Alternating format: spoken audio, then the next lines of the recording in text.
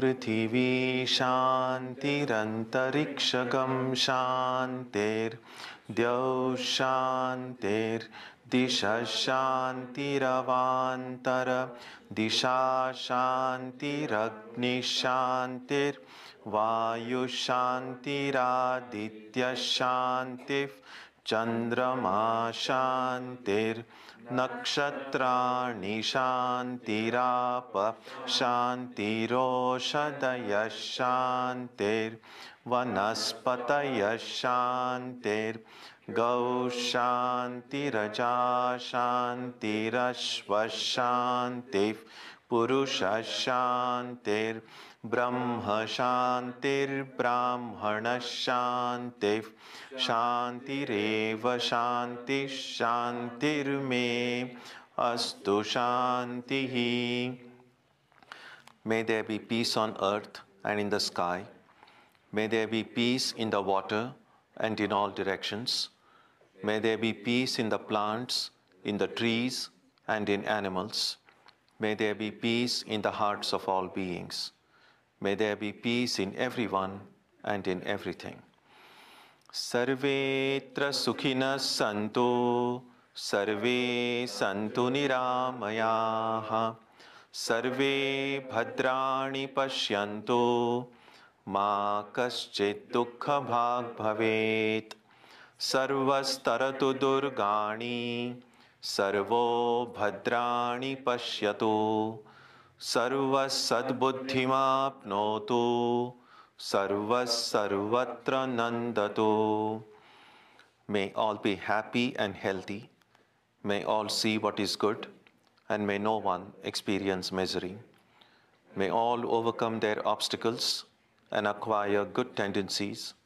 May people everywhere find joy and fulfillment.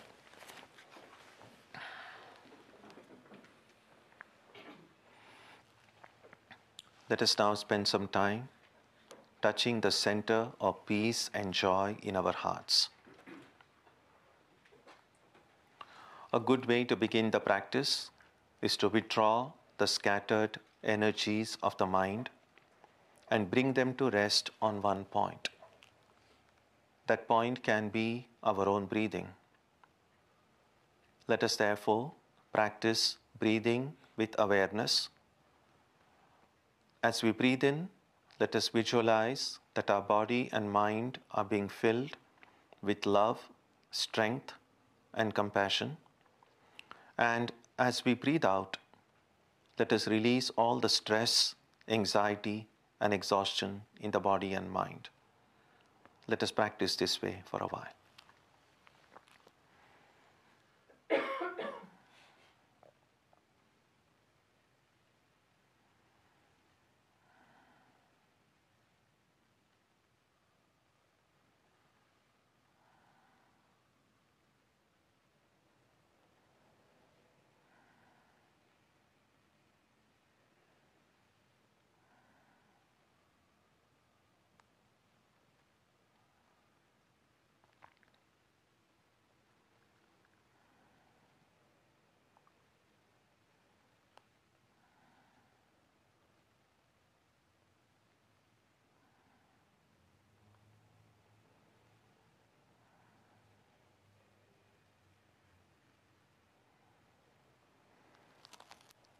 Let us now turn our attention to the region of our heart. Although God is present everywhere and in everyone, the divine presence can be felt most clearly in our hearts. We can meditate in any way we have been taught. To remain focused, we can take the help of a short mental prayer or a mantra or a divine name. Let us now spend some time dwelling on the presence of God in our hearts.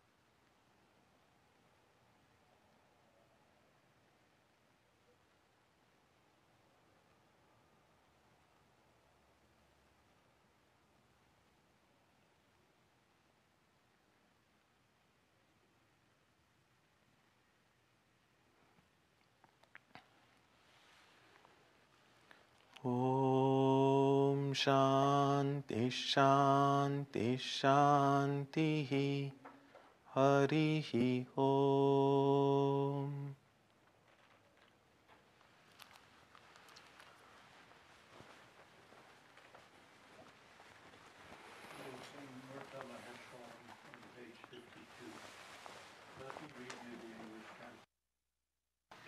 Endowed with divine qualities, adored by gods and human beings, a blazing sun of knowledge, untouched by the least taint of worldliness, preaching the message of fearlessness like a roaring lion, by a mere look giving devotion or liberation from the bondage of Maya to people, dispelling the clouds of ignorance, is Swami Vivekananda. My salutation to him.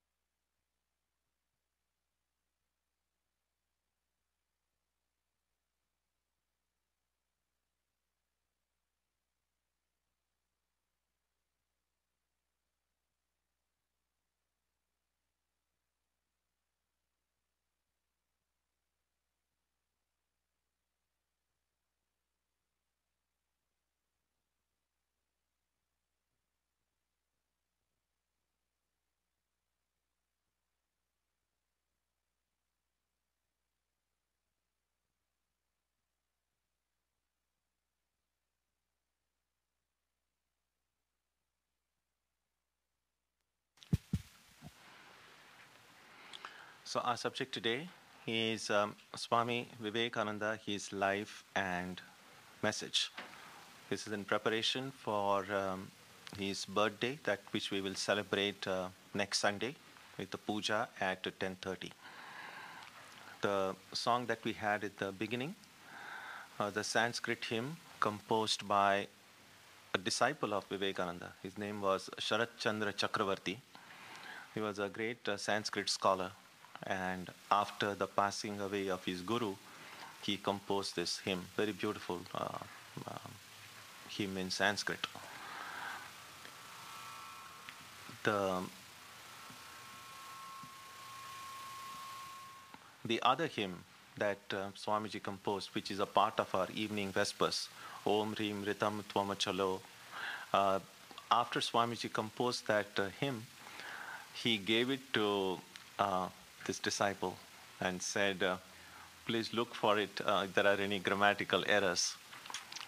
And then, of course, this Chakravarti, this Sharat Chandra, he said, Swamiji, you can never make mistakes. And then Swamiji said, that's true, but he said, when I'm composing something, I'm so much immersed in the idea that sometimes some of these finer grammatical details might escape my attention. And in fact, he did find two or three very minor adjustments he had to make to put the hymn in the proper meter. And so in most of our centers, when the evening Vesper hymns are sung, it's the corrected version, the slightly modified version which is sung. In Madras, in southern India, where Swami Ramakrishnananda, a great disciple of Ramakrishna, was there for many years, who pioneered the work in southern India, when he would sing that hymn, he would sing it with the original version, exactly the way Swamiji composed it. And his idea was that there can be no errors. Now, let me explain what these errors mean. In the Vedas, there are some sections in the Vedas which are not really grammatically correct. But the Vedas are never edited, never modified. They are exactly as they have come down to us. And so those grammatical errors are not really considered errors. What they call in Sanskrit, they call it Arsha Prayoga. Arsha means that which is done by the rishis, that which is done by the sages. So if the sages write it in that exalted state of inspiration, it cannot be considered an error. And so those usages in Vedas have remained until this day. And Swami Ramakrishnananda said that Swami Vivekananda was such a rishi, such a great sage. So we don't have to edit it. It will remain as it is. And so in the center in Madras, they continue to use the original version. Anyway, this is just by the way because of the opening song that we heard today. Many of us who have come to Vedanta, if we look back at our lives, the entry point into Vedantas could be many. Many of us, there's some chance reading of some book or some text or some personality that kind of drew us towards this movement, especially as it is taught and practiced in the Vedanta society. And many of us have come, at least for me personally speaking, I came to Vedanta really through Vivekananda. So when I was very young, I was 9 or 10 years old, that the first book ever for me to be read was that of Vivekananda, which my mother brought for me. And so for me, the entry point into Vedanta was through Vivekananda. And so since we are going to celebrate his birthday next week, I thought it might be good to focus especially today on some of the incidents of his childhood. Because oftentimes we might be able to, in hindsight, look back at our lives and see that a lot of the way our own lives have evolved, the way we think, the way we react, although not all of it, some of it can be traced to our childhood influences. The way we grew up, the way we were taught, the kind of influences we were exposed to, which formed the foundations of our life. And so in many ways, our childhood becomes, if not the defining period of our lives, at least one of the very significant parts of our lives. And so it's very interesting to look at Vivekananda's childhood. Obviously, he was not Vivekananda then. As many of you know, his name was Narendra. There is a saying in one of the Indian languages, it's a language called Marathi. There is a saying that we can know the future of a child even as we look at the child being rocked in a cradle, literally being looked at the child's feet at the cradle. In Marathi, it goes like this: "Mulache pai palण्यात distat," they say. So that is a child's feet can be seen in the cradle. And exactly in the same way, we see that in Vivekananda, a lot of the characteristics we saw, which inspired generations after him, many of those characteristics we see present in him even as a little child. He was born on Monday. Interestingly, he was born as a result of prayer to Shiva. There is a Shiva temple in Benares, Kashi, called Vireshwara Shiva. And so his mother offered a prayer at that temple. And as a result of that, so when she conceived, she believed that it was a result of a prayer offered to Vireshwar Shiva in Benares. And that is why the little child was named Vireshwar. And it's common in India, and especially in Bengal, that the formal name that is given and the name that is in a horoscope and the way the child eventually gets known could be a bunch of different names.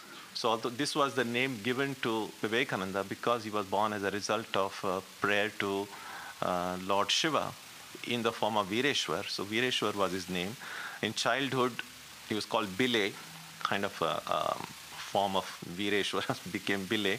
But the name that was he was registered in his birth certificate was Narendra. He was born on Monday, which happens to be a day especially sacred to Shiva, on January 12th, 1863. And we even know the exact time. He was born at 6:33:33, a few minutes after sunrise. So if you are into numerology, there's something you can figure out in that one.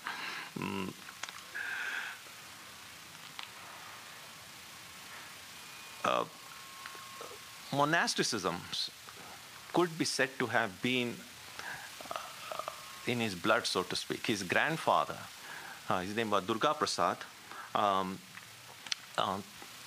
after a certain age, left home and became a monk. There's a very nice story told about his grandfather that unlike in present day, if you become a monk, your family still knows your whereabouts, and it's possible to keep in touch with your family. It isn't so much as it was in olden days. When someone became a monk, the family never got to see the child again. Usually they would go north, somewhere up in the Himalayas, and would never be heard of again. So this grandfather of Narendra, who became a monk and was not heard of for a long time. Then his wife, that is Narendra's grandmother, she had gone on a pilgrimage to Benares, and it was hot. Benares can get very hot in summer, and so she was going for these temple rounds, and she became dizzy with this extreme heat and was about to fall unconscious. Luckily, among the crowds that were visiting, there was a passing holy man and a sadhu, a monk, who saw this woman falling, and he just kind of was able to hold her so that she wouldn't just fall on the ground. And then as soon as he put her down and he saw his face, that was in fact her husband, who was already a monk. And he just saw that and he just saying, Maya, Maya. He just got disappeared into the crowd again. And there is a tradition that 12 years after you leave home to become a monk, that you visit your place of birth. You visit your native place. It's kind of a tradition has grown. And so he did visit Calcutta. And it is said that when as soon as the family saw him, they just brought him home and urged him not to disappear again, to continue staying with them. And to make sure that he doesn't disappear, they just locked him up in a room. And apparently 3 days, he didn't resist, he didn't say a word for 3 days, and he refused to eat anything. He didn't eat, he didn't say anything. And after 3 days, the family got worried that, well, he could just starve himself to death. And so they were afraid. They just opened the door, he quietly left, and then no one heard from him again. So that was so if you would like to kind of trace it genealogically, so probably there was some kind of a monastic trait running in the family. His father, Vishwanath Datta, was proficient in learning. He was a lawyer, interested in music, and generous to a fault. One of his sons, probably one of Vivekananda's, Narendra's brothers, later wrote about their father. They said, extending charity to the poor and the distressed was like a disease to him. He just couldn't help himself helping the poor and the needy. His father used to say, there is no need to worry about my sons. They will themselves make their own living. But these poor people have not the strength. That is why it is necessary to help them. And when the children grew up, when Narendra was a teenager, he once criticized, as teenagers do. Many teenagers like to correct their parents. Teenagers feel their parents don't know much. And so when Narendra, as a teenager, tried to tell father, you are being very extravagant. Being charitable is good, but what you're doing is not good. That's not the right way to help other people. And that time his father told Narendra, how can you understand the great misery of human life? When you realize it, you will sympathize with the poor creatures who try to forget their sorrows in the momentary oblivion obtained through intoxicants. So that was the point of debate between the father and the son, that the son found that a lot of money that his father was giving away in charity, these poor people would just go and not really use it to go and buy some organic food or something, just go and for drinks and things like that. And the son said, what's the use of your charity? These people are they're alcoholics. They're just going to throw away that money in drinks. And that is when his father told him that you will sympathize with them when you know the amount of suffering that drives them to drown that suffering in such way. And something that one of the two teachings which Vivekananda said later, which really helped him life, to learn to empathize with other people, not to look down upon them, not to patronize them, but to put ourselves into their shoes and recognize what life means. And the other great thing that he said he learned from his father was never be surprised at anything. That life can be, as they say, truth can be stranger than fiction. That if we learn this simple truth, that anything is possible in life, and if we can kind of hold our ground, remain grounded, no matter what surprises life might throw at us, we'll be in a better position to deal with them. His mother's name was Bhuvaneshwari Devi. She was deeply religious. She had a very good memory. She taught young Narendra stories from these two great epics called the Ramayana and the Mahabharata. So most of the Hindus don't study about their traditions while studying the Gita, the Upanishads. In fact, very small number of people. Some people may have heard of the Gita, may have read a few verses from it, but very few have actually done a deep study of it. And much less of even the Upanishads. But many of them get to know about their tradition, about the principles and the practices of their tradition, by learning it, by seeing, first of all, how their parents, their grandparents did things, and also from the stories in this great epics called Ramayana and the Mahabharata.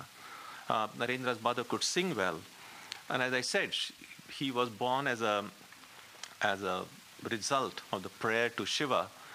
But as children are, he was a very, very naughty kid. And so his mother would sometimes say, I prayed to Shiva for a son, and he sent me one of his demons. Then she found one way to bring her little child under control. And that is, when he became especially naughty, then she would just take him into the bathroom and pour cold water on his head and say, Shiva won't take you back if you don't behave well.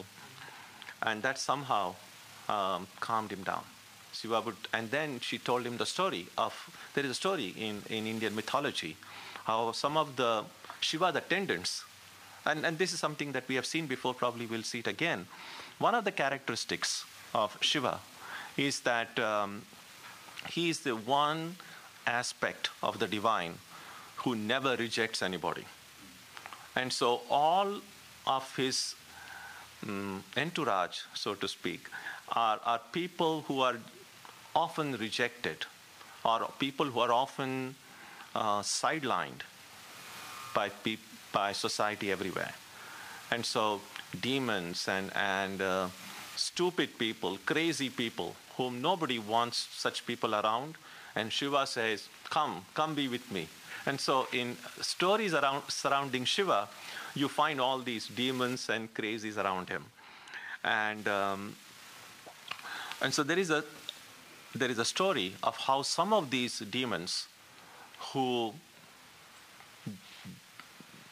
were cursed for whatever transgressions they did, to say, now you won't get to live with Shiva because this is something you've not done well. Go and be born as a human being. And then they had to again practice all these austerities, then to go back and be with Shiva again.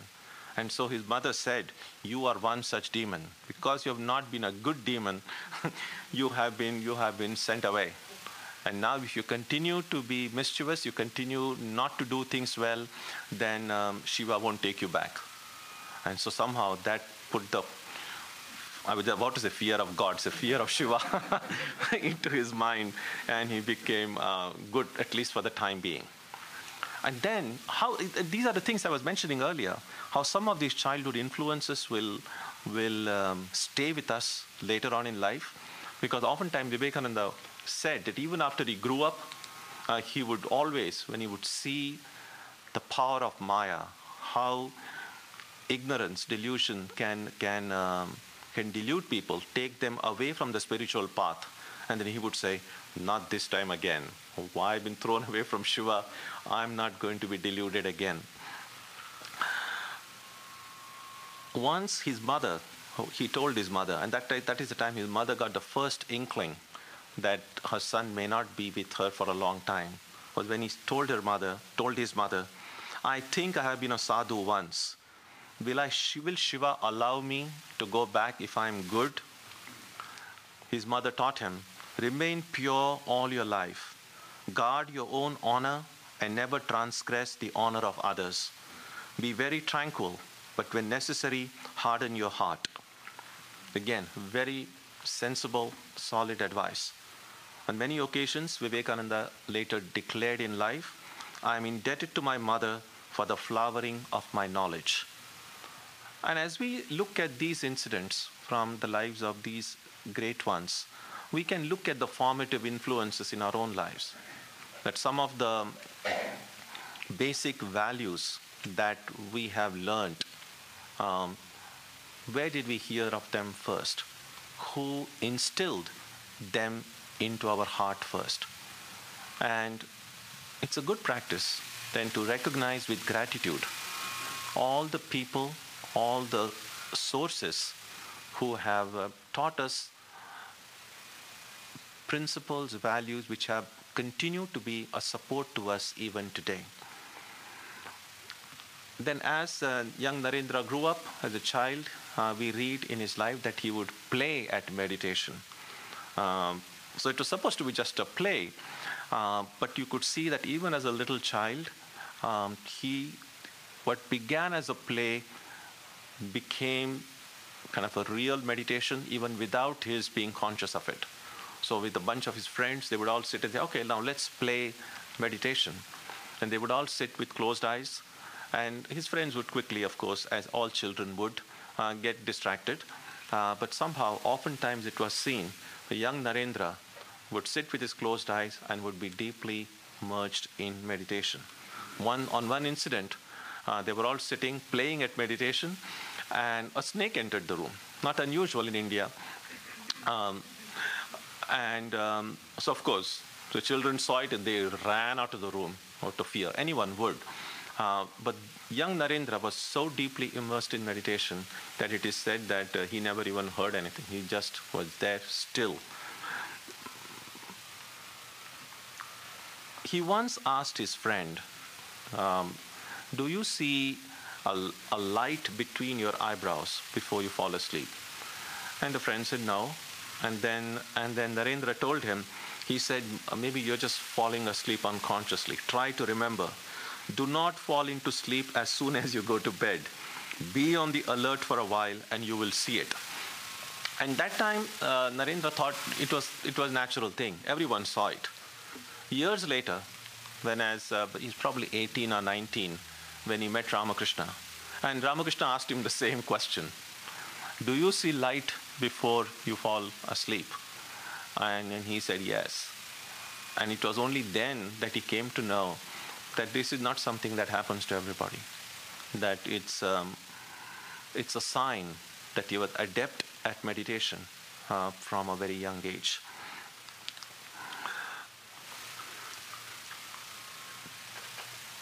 We have seen that his father was generous, charitable to a fault. One of his sons later said it was a disease with him. We find that maybe as a result of seeing what his father did or inherited from his parents, young Narendra was also charitable to a fault, maybe perhaps even much more inflicted by that disease than his father was, to the extent that any holy man coming before their house, and he would just pick up whatever is there and give it to them. And so it went to such an extent that his family, when a group of sadhus would come asking for alms, the family would lock him up. And then we read that even he'll open the window and throw whatever things in the room were there through the window to those wandering monks. He said that one of his first ambitions in life was to be a coachman. A coachman is the horse carriage. So he had this, we don't really get to see that many horse carriages now, except as some kind of a tourist attraction. But it was very common in those days. This was way before the automobile industry took over. And so there were these coachmen who were driving these carriages. And they were all they had a great shining uniform. And so Narendra said that when he first, I want to be. And we might look at our own lives and see that whichever direction our life has gone, that if we look back at the various options we considered as little children, there must have been quite a lot. And so some of these things, especially in our teenage years, we say, oh, that's what I would like to be. Or if you're reading, say, books on, say, Perry Mason books or something, you say, I want to be a lawyer. Or if you're reading Sherlock Holmes, I want to be a detective. So pretty much what our present interests are, that's what we want to be. And of course, eventually, we land up in some direction, either voluntarily or involuntarily. And Vivekananda mentioned about this, his desire to be a coachman later on in life, in order to drive home the point how our ideals evolve. As we evolve, our ideals also evolve. Another one incident of his childhood is of the hookah. Hookah is You know hookah, right? Yeah, it's hmm? A water pipe, yes, a water pipe. So his father was, as I said, a lawyer, and he had lots of clients coming in. And in those days, in the Indian society of the 19th century, the caste distinctions were pretty observed, and they were pretty prominent. And so they had, because of the segregation between castes, in his lawyer's office, there were different hookahs for people of different caste. So as they come and they're sitting, just like nowadays, if you go to a visiting room, there'll be some magazines to read. In those days, they also had hookahs to this thing. And so they had, but different hookahs meant for different castes. And Narendra once was found sneaking there after the office was closed late at night and trying out all of those different hookahs. And when he was found, hey, what are you doing? And he said, well, I saw it's meant for different castes, so I'm trying them out to see whether I would lose my caste by using a hookah of other castes. Again, a childish inquiry, it might seem, but something that showed the way his mind thought, that whether if something is really different, to inquire, not to take anything purely because it's a tradition or purely because everyone is saying it, that to try to find it out for himself. There's another one incident we read of how he was barely 6 years old, that he was once crossing the street, and then there was another one little kid who was also crossing the street. And a horse carriage was coming at full speed from the other side. And this little child was right in the middle of the road, got so confused, transfixed, just stood there, not knowing what to do. And everyone shouting like, get out of the way, get out of the way. But this little Narendra, it's amazing, he was just 6 years old, he just darted out and was able to grab that little child, who probably was even younger, maybe 3 or 4 years old perhaps, out of the way and saved. And later on, of course, everyone appreciated what this little boy had done. Vivekananda once described himself as, he said, from my boyhood I have been a daredevil. There was a tree, a favorite tree, in which he and his friends would gather and go up, and many of the trees will let out the secondary roots, and so they would kind of swing, just like Tarzan for instance. So they would swing on these secondary roots. And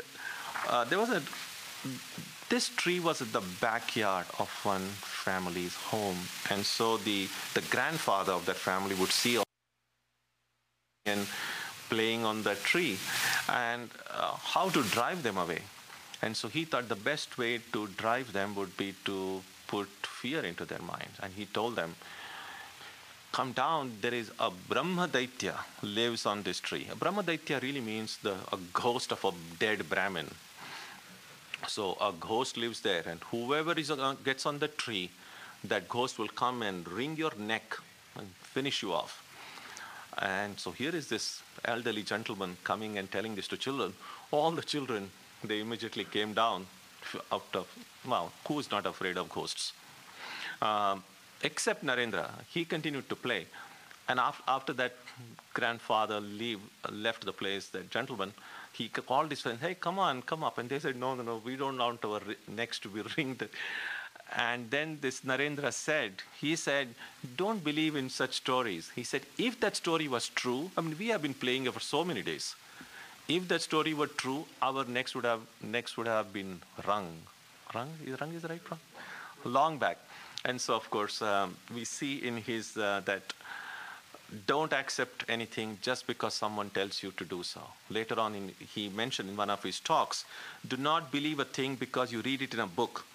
Do not believe a thing because another has said it so. Find out the truth for yourself. That is realization. And that's been the spirit behind Vedanta. Don't accept anything just because someone said it so. So even when I say something here, or even when you read something in a book, just don't accept it because Swami has said it, or because it is in a book. See whether it makes sense. See whether it resonates with your head and heart. See if you have any concerns, any doubts, get that doubt cleared. And once you feel, yes, it makes sense to me, if it makes sense to you, then try to see how it can become a part of your life. That is the spirit in Vedanta, and that is something that Vivekananda stressed later on in life. And you find this same way of thinking that drove him as he became 17, 18 years old to inquire into what the purpose and goal of religion is. That religion is not simply about being attached to some place of worship, or just believing that what some book says, or just going and doing some puja somewhere. That religion really means experiencing the truth. So if religions speak about God, is God real? Has anyone seen God? And that's how he would, in those days we read, that he went from one religious teacher to another, asking them, have you seen God? And from no one among the people he met and asked that question was able to give him an unequivocal, clear answer. He went to one of the people he met was Devendranath Tagore, who was the father of Rabindranath Tagore. So he went and asked him, have you seen God? And Devendranath said, he looked at him and said, you have the eyes of a yogi. Which is nice, but that was not the answer he was looking for. And so, of course, Narendra understood what that meant. When he went to Ramakrishna, he asked him that same question, have you seen God? Here is this young man, as skeptical as skepticism can take us, intensely seeking truth, but not willing to accept anything on merely blind faith, asking, have you seen God? And that's when Ramakrishna said, yes. It cannot get any more direct, and no answer can be more direct than that. Have you seen God? Yes. And he said, I have seen him. I have seen him more clearly than I am seeing you now. And you can also see him. Amazing things. Two very important points here. First of all, God can be seen. God is not simply a theoretical concept, not merely an idea, not merely a superstition, that God exists. And God can be experienced directly. Not just experience, God is experienced more clearly, more intensely than the world that we are experiencing now. In other words, if the world that we see is real, that there is a deeper, greater reality. Can reality have levels? Can something be more real than something else? Or like all realities of the same level? And we might see from our present experience, we do recognize levels of reality. For instance, the dreams that we experience at night. Well, the dream is real as long as we see it. And of course, when we wake up, we are able to say, well, that was only a dream.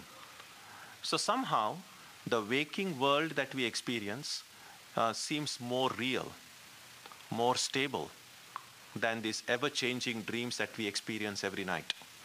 So just as this world that we experience is more real than the dreams, is there anything more real than this world? And that is what Ramakrishna was saying, that yes, just as the waking experience is more real than the dream experience, there is another experience which is more real than the waking experience, and that is the experience of God. And just as, this is also equally important. When I'm dreaming, I don't know a dream to be a dream. I'm able to dismiss my dream as a dream only when I wake up. Only when I go to a higher level of reality, I'm able to dismiss the dream as dream. Exactly in the same way, when I have the experience of God, when I go to the higher level of reality, then I look at this experience, and from the vantage point of that higher experience, I'm able to say, oh, whatever I've been experiencing so far is only a dream. So these levels of reality is one important insight that comes to us from the simple question and answer that occurred at the very first meeting between Narendra and Ramakrishna. And a second important point, he said, Ramakrishna didn't simply say, well, I have seen God, and now you just believe it. Just believe and worship me. That's it. No. What Ramakrishna said was, you can also see God. So, enlightenment is not the monopoly of any one person, of any group of people. Every one of us has the power, the capacity to reach that higher state. It's potentially present within us already. Now that potentiality which is within us, we have to make it manifest. And that can be done only through self-discipline and self-control. So these are the things that these formative influences that came in Vivekananda's life shaped and became his central message to us today. I'll conclude by just mentioning some 3 or 4 important things. Again, this is not to say that it's given to any one person to define what Vivekananda's message was. Holding on to the same principle that Vivekananda taught, I think the best thing for us is to, every one of us, make an independent study of Vivekananda's life. We have some great books here in the bookstore, if you haven't read it already, to read it and see what that life speaks to you. What is the message that comes from that life to you? Because there are a lot of things similar in all of us, but there are a lot of things that are different as well. Clearly, we are all human beings, so we share a common humanity. But once you go to the details, every one of us has a different life story. Every one of us is unique. No 2 people amongst us are exactly identical in every way. And therefore, with our own unique background, when we read Vivekananda's life, his words, they will speak to us in a unique way. So when it's not enough to say, well, this was his teaching and this is his life, but you say, when I read Vivekananda, when I study, when I think about his life, what is the message that comes to me? What is it that helped me grow and evolve in my own life? And so I would encourage you all to find what message Vivekananda has for you in your own life. To mention with a broad brush stroke, so to speak, one of the things that we find in his life is that he taught us the importance of having an ideal in life. That having an ideal gives our life a definite direction. Vivekananda said, if a person with an ideal makes 100 mistakes, one without any ideals will make 1,000. So having an ideal doesn't guarantee us that we will not make mistakes. We will. But having an ideal, we will make fewer mistakes than if we had no ideal at all. As they say, if you don't know where you're going, any road will take you there. So at least we should know where we want to go. If we know where we want to go, we might still take a wrong exit. But at least then, because we know where we want to go, we might be able to come back on the road again. And so having an ideal is one important thing that we learn from Vivekananda's life. The second thing, again, through all these different incidents that we have seen, he taught us to think rationally. That religion is not simply a matter of faith, but of experience. It is not a matter of merely believing and acknowledging something, but of being and becoming. And so Swamiji often quoted the Buddha very approvingly. The Buddha's central teaching was exactly identical, that don't accept anything merely because someone has told you so, but question it and accept it only when your heart and head understand it. And we saw that Vivekananda himself did not accept what Ramakrishna taught blindly. That, just because, I admire him, he's a holy person, and so whatever he says is true. He says, Vivekananda said, I argued with my teacher for 6 long years, as a result of which I now know every inch of the way. So don't be afraid to ask questions. Don't be afraid to express your doubts. A healthy skepticism is very helpful in spiritual life. Not merely saying yes to everything, but not arguing for argument's sake either. So every question we ask, every argument we have, so long as the main purpose behind it is to get at the truth. And that truth to grow, to evolve. So long as that is the primary motivation behind our questions and doubts, I think it should be very much encouraged.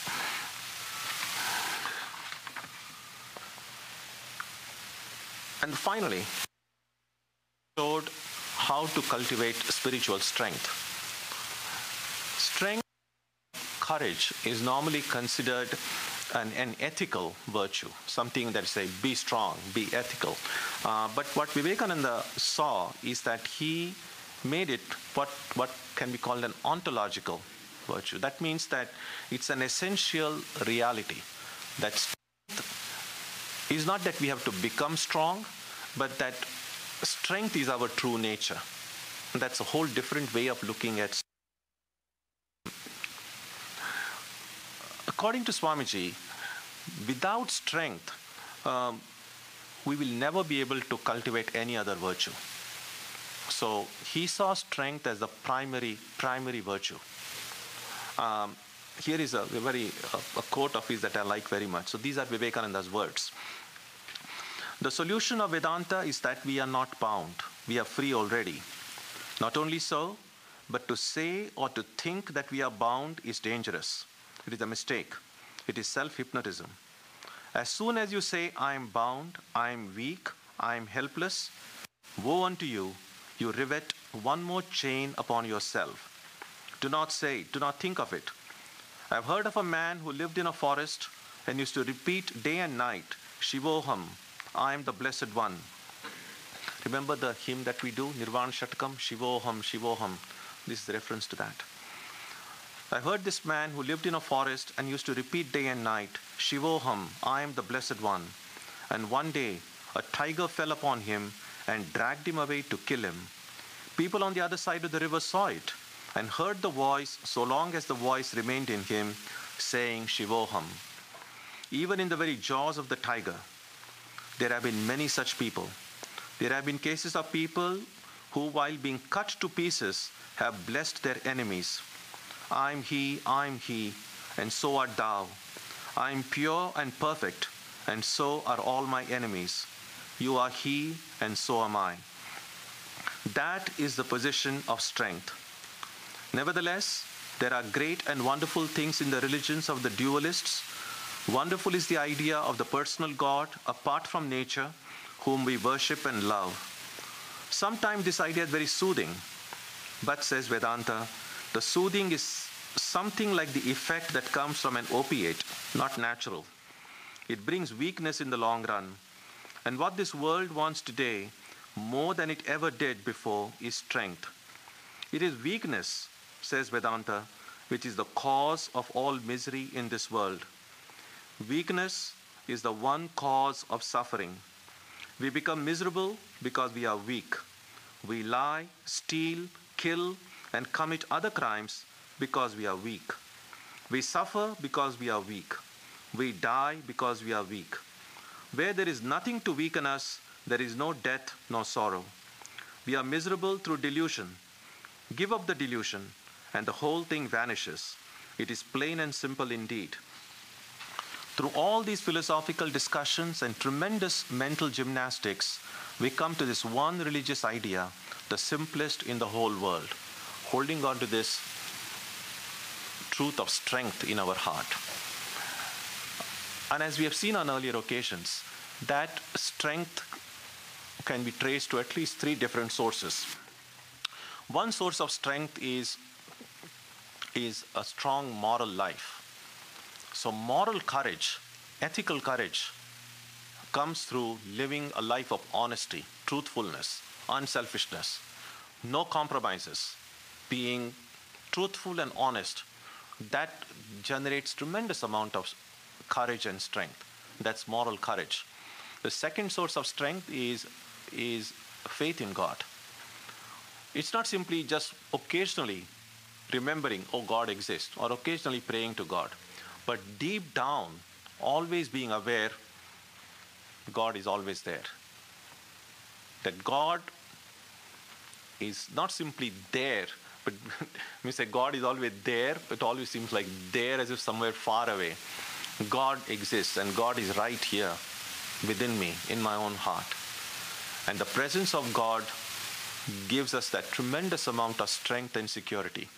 Just like a little child, a little baby in the lap of his or her mother would feel completely secure. Once you are in the arms of your mother or your father, you have nothing to worry. That's the child feeling. A child never passes sleepless nights. So we still, if we take it literally, that we are children of God and that we are always in the arms of God, then there really should be no worry. So the presence of anxiety, stress, and worry in our life is an indication that our faith in God hasn't become strong yet, that we don't remember often that we are being protected by God always. Because if we remember it all the time, that memory, that remembrance, that awareness cannot coexist with the presence of stress and anxiety in our lives. And a third source of strength is the spiritual strength. The recognition, the awareness, the continual remembrance that we are the spirit, birthless and deathless. So if I'm the deathless spirit, the fear of death leaves me. If I'm the unchangeable spirit, the fear of sickness and illness leaves me, because I'm always am. So we are free to derive strength from any of these sources, and all of them simultaneously. They are not mutually exclusive. So as we read Vivekananda's life and contemplate over his teachings, many such insights will come to us. So as we get ready to celebrate his birthday next week, I would encourage you, if you have a copy of Vivekananda's life or his teachings with you, try to read it this week, so that when you come for puja next Sunday, you will be able to find not just greater joy in it, but that puja itself will become much more meaningful and much more helpful.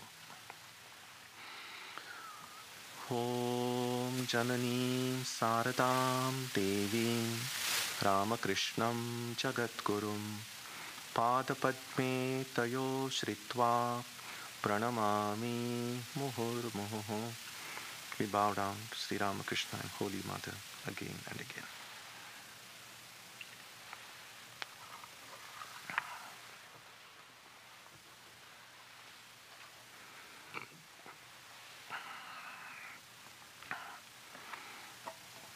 So as I said, next Sunday we'll have the puja to celebrate Vivekananda's birthday. The puja will begin at 10:30. As usual, we'll have prayer, music, meditation, flower offering, and then prasad. So you're welcome for the puja. Try to be on time at 10:30 next Sunday. On Tuesday, we will have the Arati and meditation as usual at 6 o'clock. But Saturday, we will not have Arati and meditation this time in order to prepare for the puja on Sunday. On Wednesday, we will once again resume our study group meeting, Gita class, which last two Wednesdays, because it was 24th and 31st, so there has been a gap. But we will resume the Gita talks on Wednesday evenings. And if for any reason you're not, I would encourage you, of course, to come personally for these Gita class. But if you're not able to come for any reason, as many of you know, most of our Sunday talks and Gita lectures are also being streamed live. The link you will find on the center's website. And of course, as you can see, the weather has changed, and this polar vortex expected sometime in the coming week. So because of the unpredictability during this season of the year, if there is a big storm, or if the travel conditions are not that good, I would encourage you, don't just get into the car and drive to the center, because it's possible that we might find it advisable sometimes in extreme conditions to cancel a satsang or a class or a meditation. So in case the weather conditions become really bad, You can check up the schedule on the center's website, or if you are on Facebook, we have a Facebook page. So there also, if any cancellations will be posted. If you are already on the weekly email update list, you will get an email about the cancellation. If you are on Twitter, you will make the announcement on Twitter. Or if you watch the TV often, then on Channel 5 we'll also have an announcement. So there are just so many different sources. So you have no excuse to say, I didn't know it got cancelled. So that's a general announcement, so keep that in mind, and drive safely as the weather gets inclement. Okay, so now we'll conclude with a prayer on page 3 of your books.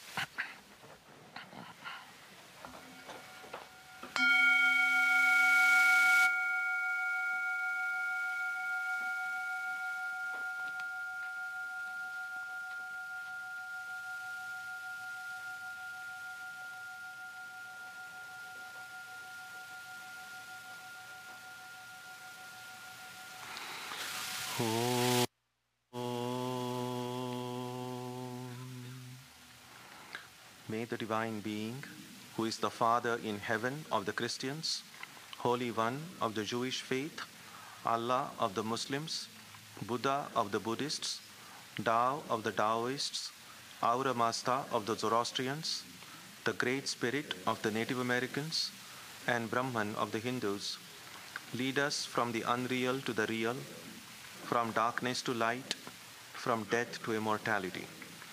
May we be granted strength, freedom, and clear understanding. May we learn to see God in our own hearts and in everyone around us. May God bless us all and fill our hearts with gratitude, grace, and love. Om Shanti Shanti Shanti. Peace, peace, peace be unto all.